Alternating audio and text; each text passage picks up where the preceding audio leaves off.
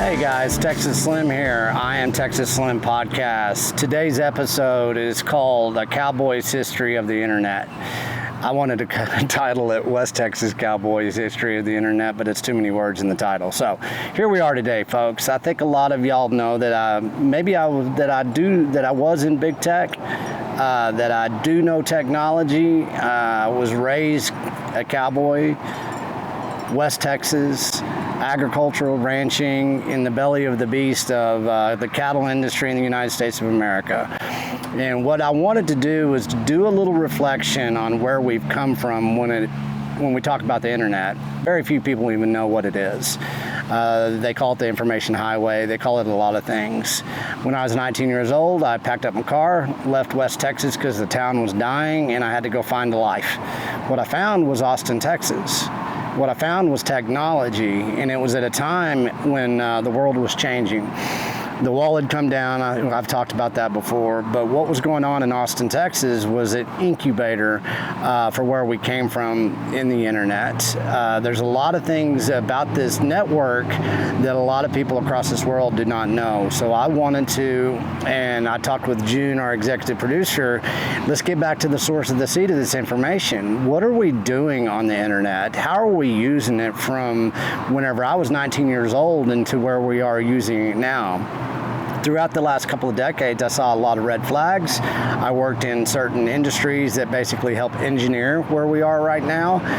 My information and my experience is vast. I started out as a technical support representative for the phone company. It was GTE, was my first ever tech job, and I answered the phones and I taught people how to use a mouse, how to use a keyboard, and basically customer service. And I was self-taught. I worked in restaurants and bars and resorts across the United States. I studied technology at all times. I was around a lot of people that were back in the day called cyberpunks. And we had programmers. We had basically new minds coming into a new industry. Nobody knew where it was going. There was no script. But what we had was a lot of innovation that was coming together. It was a perfect storm to basically really innovate with information, with connecting people to other people across the world. And the sky was the limit. One thing about the internet that a lot of people don't really realize, or I don't even know if they would ask the right questions or know how to ask the right questions as far as what the internet started out to be. The internet was an open sourced network. It wasn't closed off. It had certain layers to it. It was exchanging packets of data, packets of information. We didn't have audio and video in the beginning. We had information exchange, and it was fascinating. It was developing a new protocol of life, of education, information exchange, and it was done in a decentralized way and in an open sourced way. From where we've come, it was fascinating in the beginning. It became very arduous at one time working in technology. You're probably making pretty good money, but we went from basically indexes to browsers to online software to broadband development, more information in that pipeline across the internet. We went into online software. We went into innovation in ways of financial. There's many layers from when I started within the internet in basically 1990 to where we are now. Many layers that have been built on top of each other. I'm wearing some Ariat boots, some Ariat pants. Do you think the Ariat Corporation was selling boots online 20 years ago? They weren't. Now they sell millions of dollars worth of product online. That took a lot of innovation to get to. It took stacking layer upon layer upon layer onto the internet that we know today. With commerce, we developed commerce. That commerce became very centralized. Banking became very centralized as far as portals, gateways across the internet, to where you basically had to have certain types of rights and permissions, encryptions. What we had, though, in the very beginning, we had to develop some protocols. In today's world, I remember when Microsoft 10 came out, and I knew that we were pretty much done with people understanding technology, because Microsoft 10, I believe it was an operating system system that you were supposed to use on your laptops. It was basically the interface, the user interface was nothing more than a smartphone. And with that, as another layer of usability within this thing we call the internet, it has basically separated people from understanding what's going on underneath this top layer of the internet that most people spend their lives on now. From swiping instant videos on TikTok and Instagram, our attention spans have gone down. The innovators of the internet of the early days, some of them aren't with us. They'd be turning over in their graves. What we've had is a loss of basically peer-to-peer exchange of information throughout the last couple of decades. So moving forward with the Cowboys history of the internet, I think in a very visual way, it made me very effective in technology. The way I think, the way I see things, it was actually being very beneficial coming from small town Texas and having a kind of a cowboy angle of a view to a few things. So we're going to talk about layers, the layers of the internet. In the beginning, we had, the beginning of the internet was, we had DNS, domain name service. We also had TCP/IP. Both of those are a type of a protocol that we developed, that was developed, and we developed on top of. That was the first layer of the internet. It was peer-to-peer. You know, we had packet exchanges. We had where you could actually exchange information on that first layer of the internet. And then in the second layer of the internet, we basically had HTTP, FTP. We had basically where you could email. You could do certain types of peer-to-peer exchanges of information. Once again, another layer of protocols. But what we have now is you have two layers that was established. Didn't know where it was going to go to, but it was something that was free. It was open sourced. It was decentralized. It had sections to it. It's just not one big internet out there. There's different networks that basically have to have agreements, other nations talking to each other. But what we have now is a third layer. That's when we really started leveraging those two layers of protocols and innovation that had happened. Well, right now we're stuck on that third layer, really, and it's an interface surface level layer. And when I say that, I'm talking about all the social media companies, all these big tech companies, these software companies that basically innovated extremely powerfully in that internet, but the more they innovated, the more that they closed off and centralized what we call the internet. They created indexes. We have Google. Guess what, folks? Google isn't the internet. It's just the index that they basically built. We have social media. Facebook was one of the first really to start capturing data and really understanding, and they really innovated, you know, the like button to deliver dopamine to somebody. Within the behavior analysis in which they built this third layer, there's been repercussions. We've got short attention spans. Our children are raised with devices in their hands all the way from being in the crib. There was a mass opportunity to capture our hearts, our minds, our behaviors in ways that the general public really does not understand. And what we need to do as far as Cowboys basically dissemination of the internet, you need to understand where the Beef Initiative is operating and where a lot of people are operating these days that really is not effective. And early on, I knew that the ranchers, producers in the United States of America and across the world would never have a digital voice. They didn't have access. They didn't get the invitation, and they weren't asked to innovate within that first two layers of the internet.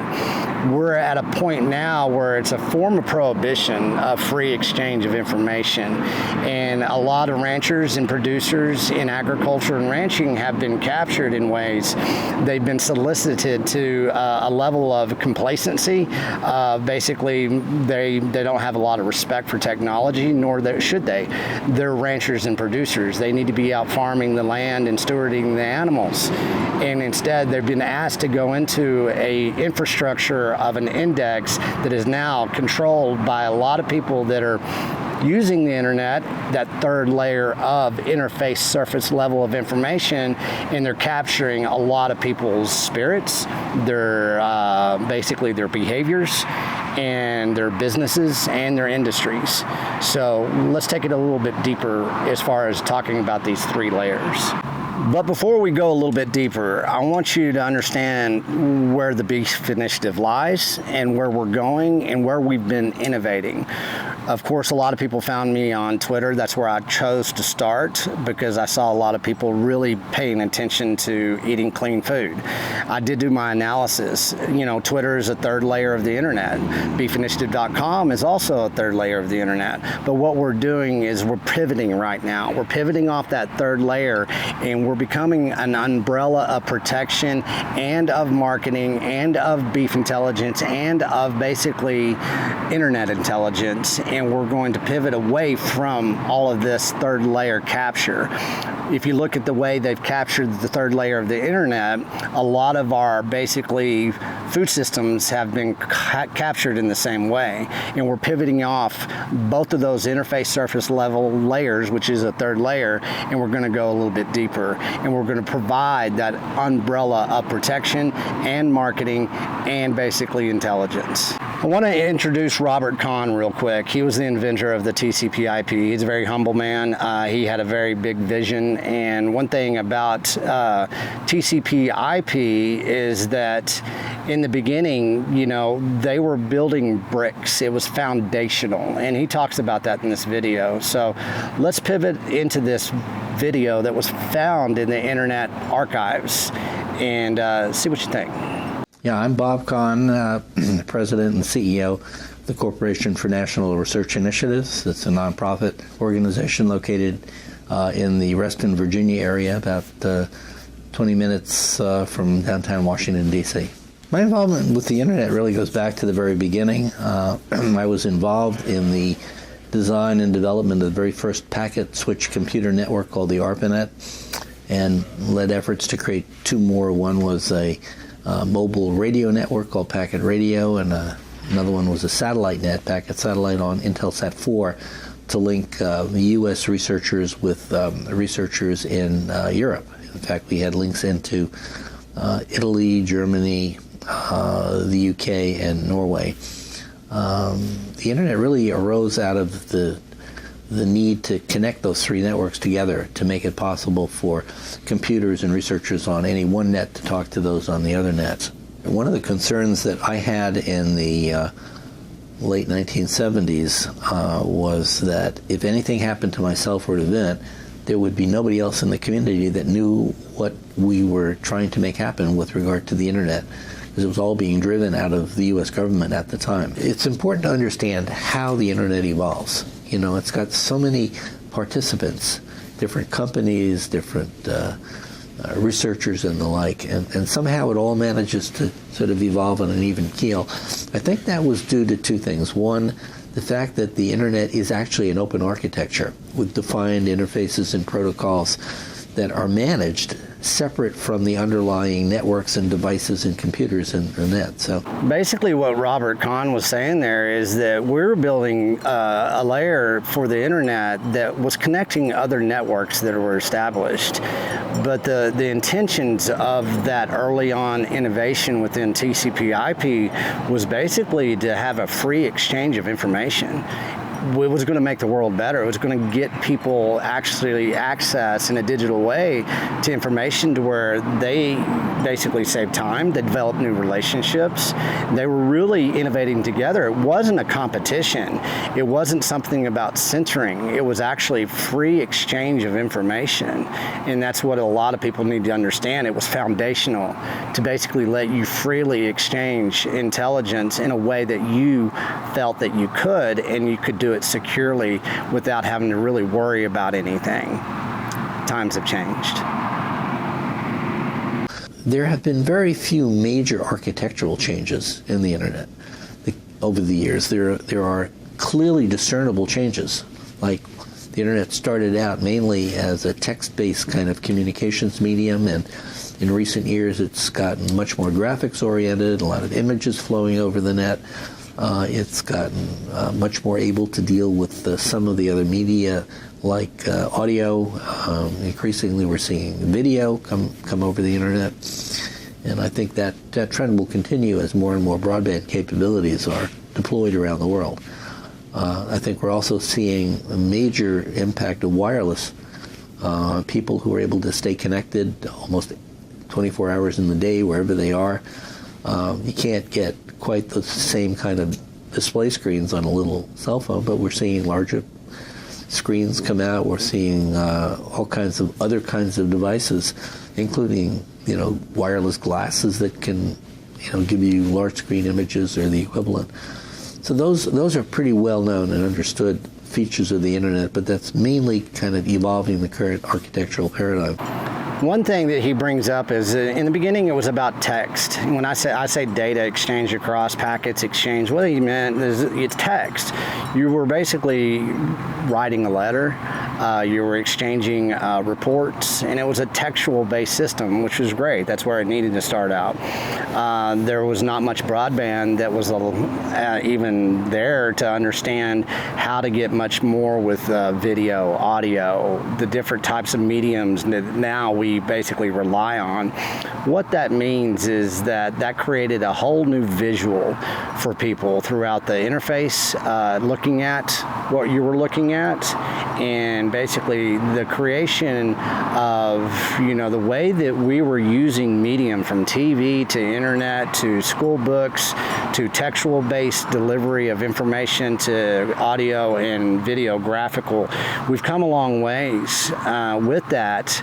Once again, we've took away basically the intentions of the internet to really exchange information in a very useful, very sovereign way, very decentralized way, into more of a capture of imagination and a behavioral change that's definitely happened because we've basically built that multimedia into the internet in the way which we have.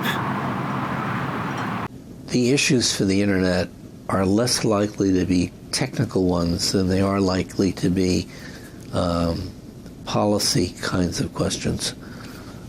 I mean, within the nations of the world, where the uptake for the internet is sort of growing and expanding, even as we speak in some of the developing countries. The challenge is how to get some ownership and participation. So the real question is how to enable the countries of the world to play a more active role in the evolution of the internet than I think they currently feel they have. Many of those countries think that the U.S. is in control of the internet. I would challenge that notion because I think we've worked very hard over the last 30 years to devolve as much of that from government into the private sector. But there's still a focus on one organization, ICANN, which deals with domain names and IP addresses as if somehow it's in control. It really is only a small part of it's an important part, but it's only a small part of the internet. So I think how we deal with all these competing policy issues is really going to be the major issue for us in going forward with the internet. We have, as a result of a couple of World Summits, a series of forums that have been set up called Internet Governance Forums, which is a place where people can come together to discuss what it is that that's on their minds about the internet, approaches they want to take, and the like. Is there a way to kind of adjudicate between policies that might compete with each other? Not really yet. On the other hand, the internet is a sufficiently robust architectural design that it doesn't really spell out what the underlying networks have to do. And in fact, one of the big issues of the future is probably going to be what actually is the internet. There are many people who think of it as a kind of network. And at the best, you could view it perhaps as a virtual network of some sort. But the internet is about linking together networks of different kinds. So the networks themselves are just components of this architecture, but the internet architecture itself is about the protocols to allow them to be. You heard Mr. Kahn talk about policy issues being one of the biggest problems within the internet. We have policy issues across this world right now. We have countries basically that are vying for permission for your basically data. We've come a long ways, and the technology has never been the difficult part. I remember basically having the most robust technology and at your fingertips in telecommunications. They have over 20 new innovations at any one time on the shelf. The reason we can't get there is because there was always basically a true understanding of how to use the internet, and what they've done is basically they've captured the usability. A little bit further on down this podcast, you're going to hear about behavioral and psychological things that basically we've had to deal with now, and we deal with it in society. So how do we get back to this type of mindset that we're trying to kind of paint a visual for you? Well, we pivot. Whenever I first started the Beef Initiative, that was my very first thing that I needed to do within myself first, and then to where I could articulate this. We need to pivot back into that basically philosophy and the innovation mindset that we had back then. We need to do that within the beef industry. We need to do that within basically truth in food. We need to do that within building community, and basically, getting back to where it's a peer-to-peer exchange whenever you are developing relationships.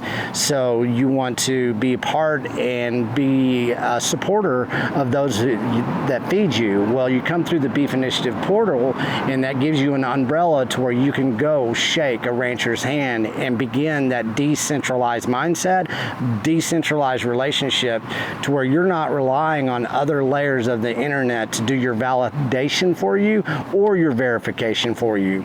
So that the amount of networks that Mr. Kahn spoke of, well, that's what we're reinventing within the Beef Initiative.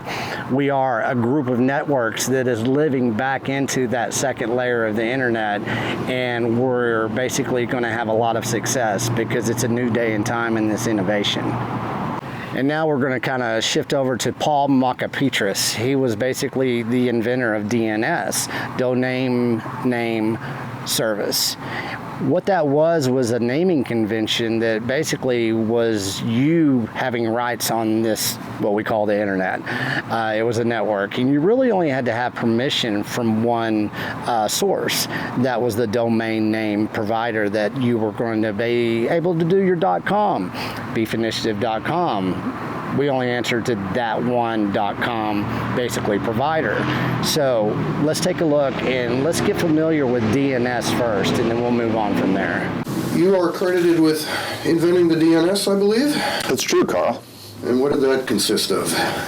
Well, the original work was a set of RFCs that talked about the principles behind the DNS and then how you might go about implementing it. We kind of did one version, and then they got rebaked as the famous RFCs 1034 and 1035. So, I really invented the foundation, and then over the years people have added other stuff on top of it. So it's now a 10-story building, and maybe I did the foundation and the first floor. And what made you think of this brilliant invention? Oh, it's more find the need and fill it. There was a need to do something that was more distributed than a single host table. And in reality, I think it turned out to be one of the influences that let the internet be more viral, let people manage their own domain. You only had to interact with the gods that be at the SRI NIC once, and then you got to manage everything after that yourself within your own space. So it allowed people to work on their own without having to constantly go back for new parameters from the central authorities. I like how he says central authorities. It gave you your personal space in which you could function on. It was something that was, now we know, is called the metaverse, really.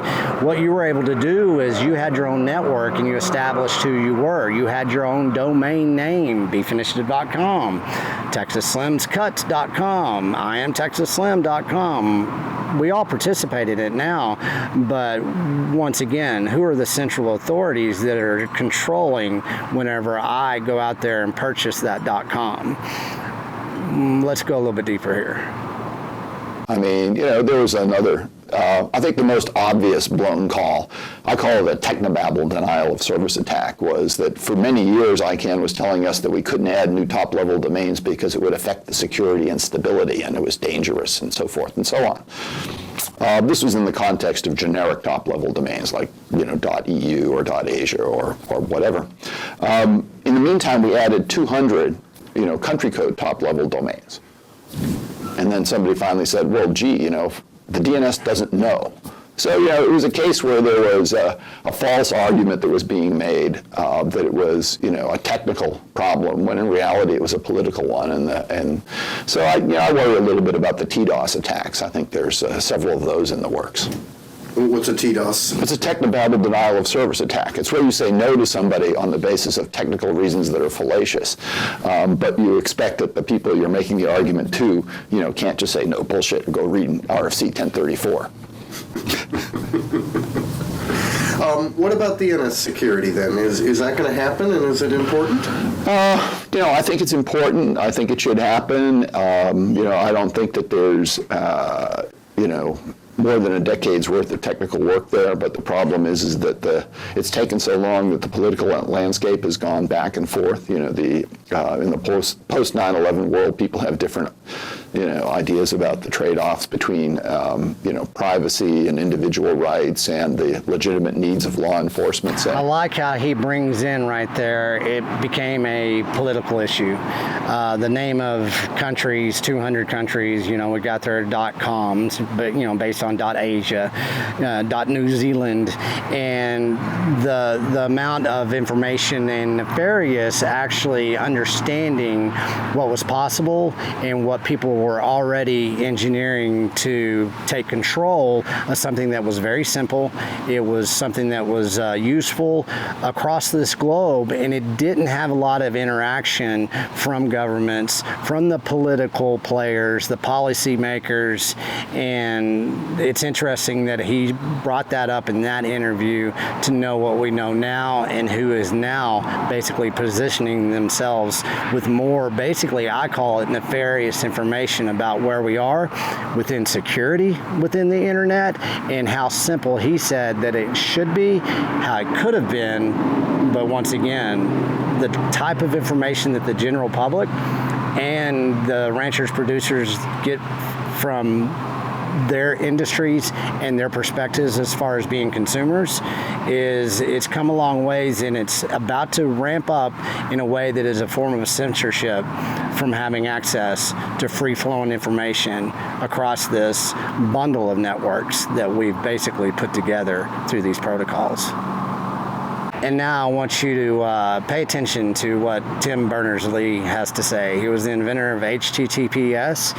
His vision was pretty much about mid-90s, I would say, and he really nails it of what he was pretty much afraid of, what kept him up at night, and how we started linking in the internet. I'm not going to go into a lot of technical jargon here, but whenever you started seeing links and dollar signs, he saw that there was going to be big issues moving forward. I tried to write this talk to be cynical, and it's not in my nature, so so forgive me if I make a mess of it. But in fact, I think I've seen a sort of thread of bitterness, and which I don't share. So maybe I'll try and turn that off a little bit. So I still have a dream that the web could be less of a television channel and more of a sea of interactive shared knowledge. The idea is that we are immersed in something which is a warm, friendly environment made of those things which we have seen, we have heard, we believe, or we have figured out. And it's interactive. I met somebody just upstairs over lunch who said that a few weeks ago he discovered that in fact the World Wide Web program, the original the original browser editor was in fact an editor, and in fact you could make links as easily as you could follow them. And that was fundamental. It seems to me there are two things which seem to be totally bizarre. One of them is the fact that you can't do that we've lost that. So in fact the thing is not interactive. I don't know if I can think of any hypertext experiments in the research side where you haven't been able to make links just as easy. The authorship was really been right up there. And now for some historical quirk, which I could go into, I have gone into and I won't go into, we have a whole bunch of things out there which are browsers. So that's the first thing I'm a little embarrassed about. And the second thing I'm embarrassed about is the fact that, of course, when you made the links and you edited the text on the screen, you didn't see any of these URLs and HTML and all this stuff. And the weirdest thing for me, if you can imagine, is to see an advertisement in the help wanted of the Boston Globe saying they want HTML writers or HTML programmers. I mean, give me a break. It's like asking somebody to come along with the skills to write a Microsoft Word file in binary. The whole thing is totally inappropriate. I think that's probably kind of an eye-opener for everybody. For a help wanted sign saying HTML, it wasn't even needed. Once again, compartmentalizing a big opportunity that could have been interactive. It could have been freely shared information, but what they did, they started shutting off gates of free access flow of information. And whenever you have somebody that you can look back historically, really visioning where this could go wrong, where it should have gone right, we can look at people's behaviors. Everybody out there thinks that the browsers were always there. I remember when Netscape was the #1 browser in the world, and then this company called Google came along. And basically they hijacked usability, they hijacked the network, and I loved them in the beginning. But now let's see where we are as far as indexes and free-flowing interactive information in a peer-to-peer way. A little while later, people say, hey, links are cool, man. And the click here brigade has seized the public imagination and been seized by the public imagination. They're rushing all over making these way cool links. And that was a phase. And then the link now implies readership. You make a link. For the guy at the end of the link, this is interesting to him. We haven't even got Xanadu, and we haven't got trans copyright, but still the guy is very interested in his readership. You make a link, and a number of things happens. The guy's ego goes up. His sort of citation rating goes up.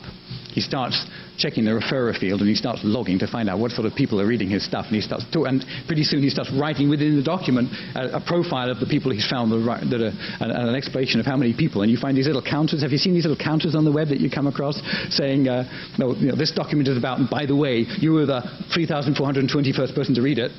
What pops up in my head is how many likes do you have from what he just stated? What is the intentions? Who is providing you information? What is it based on? And what type of technology supports this type of interface surface level behavior on the internet? Once again, he's able to paint a picture that we didn't have to be where we are. And where we are right now, are you really getting the best source of information in a peer-to-peer interactive way that is improving your life? Or is it just causing more, I'd say, confusion, anxiety, in a way to where it keeps you always guessing? That like button, it does more than just basically clicks numbers. It has something to do with your behavior too. And then for some people now, the association is the link with the dollar. Now that's an interesting one. Now it's an interesting one because it means that there's all this commercial stuff pushing the web technology, and it turns the world upside down, and it gives it a sort of a slant which it hasn't had, which it didn't have when hypertext was a good old academic field. But what's interesting about it is that the link is the unit in hypertext, and the dollar is a unit in one of the simplest models of the government, the behavior of people. So we've had two systems. We had the behavior of people, which we generally regard as something which computer scientists ought not to get involved in. And we have the behavior of hypertext, which for a long time other people felt that human beings ought not to get involved in. And we have them kind of linked together. And this suggests to us that, in fact, we should not simply talk about hypertext and evolve hypertext. I love what he says, and I knew this early on within the internet, the people that I'd met. Computer scientists should not be in charge of behavioral analysis. Whenever this third layer of the internet actually had some legs to it, and the amount of people that basically started engineering behavior from a computer science perspective, then there was red flags in my head. There was red flags in a lot of people. But computer scientists should not be social engineering the behavior of our users. We should have actually a different group of people that are in charge of behavior analysis when it comes into the use of the internet, that layer which has been pretty much captured by very few companies and corporations across this globe. I'm going to wrap this up with a few summaries here, and we're going to talk about Bitcoin. And a lot of people are confused by it. Don't be. It's okay if you are. Don't be intimidated. It takes education. It takes transformation. It takes adoption. It takes a lot of experimentation. It takes a lot of innovation that I'm very excited about. The Bitcoin layer network, basically, it's part of that second layer. We're hanging out there with HTTP. We're doing something that's never been done before. It's not the stock market. It's not a cryptocurrency. It's basically its own layer of the second layer of the internet. We get to play around down there, and a lot of people don't realize that the Beef Initiative, we're pivoting off of that third layer that all these big dogs are playing, and they have all the censorship with social media and food and everything else that we deal with as far as monetary systems. What we're going to do is we're not going to go to that fourth and that fifth and that sixth layer that they're trying to say Web 3. What we're going to do is we're going to pivot back down. We're going to get back to the source of the seed of where all this came from within technology and within beef. So that's going to be the fascinating ride. That's why you don't call me an influencer, because I'm not. And I'm not about competition here, folks. One thing in that second point in this summary is that I'm sitting right here in the Texas Panhandle. And you know what we've had is we've had amazing amounts of rain, and we've had a lot of things happen to this landscape here throughout the years and throughout my lifetime. You know what? I come from commodity cowboy country. I am right now surrounded in commodity land when it comes to beef. And I'm here to tell you, this is not a competition.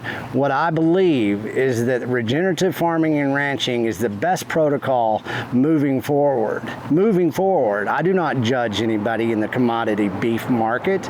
You've done what you've had to do in so many different reasons, and you have to answer to so many different layers. Well, what we're going to do is we're going to eliminate those layers that basically do not let you steward your land and your animals. And we're going to get down to brass tacks. We've got a better business plan, I feel, and the Beef Initiative feels, and those ranchers and producers that are coming in.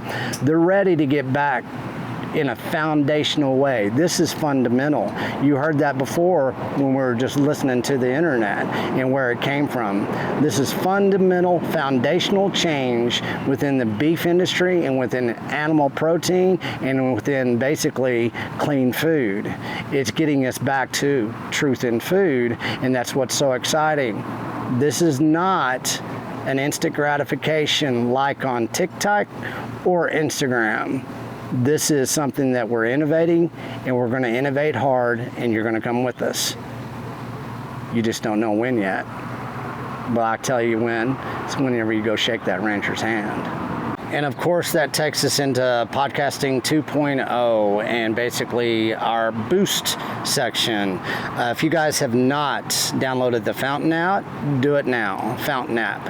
And also, Podcasting 2.0 is something you need to pay attention to. I'm just going to say it right out here. Adam Curry, he's been a great innovator, and basically, you know, he is the podfather. What we have here with Podcasting 2.0 is we have something called RSS. We have something that is a free exchange of information. It's decentralized in a way with Podcasting 2.0. There's a lot to understand. And for all of you out there right now that are just listening to this podcast, podcast. I understand it, I promote it, I encourage it, but I always talk about you need to change your consumption model. I mean audio, video, and food. What we're asking you to do, not only listen to these podcasts, but also basically you need to watch what we're doing with the visuals through YouTube. I Am Texas Slim on YouTube. You're going to listen, you're going to watch, and then you're going to spread and share.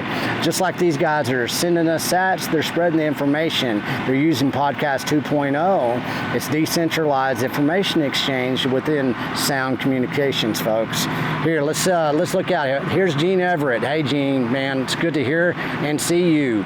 33,333 sats. Boost is what Gene says. And of course, we got Bubba. Bubba was just here in West Texas. We got him fixed up. He's going to go down there and meet us in Luling, Texas at Hometown Meets with Cole Bolton and Clyde with 2 Bar C Ranch. And we're going to, spend a week down there. We're going to be doing some story kits and some media kits. So here's what Bubba has to say with 20,000 sats. Hey, so many ranchers, so much beef. Let's go shake a hand. Thanks, Bubba. Appreciate you, brother. Then we have Cole McCormick 1, 9,999 sats, saying, let's regenerate America. I agree, Cole.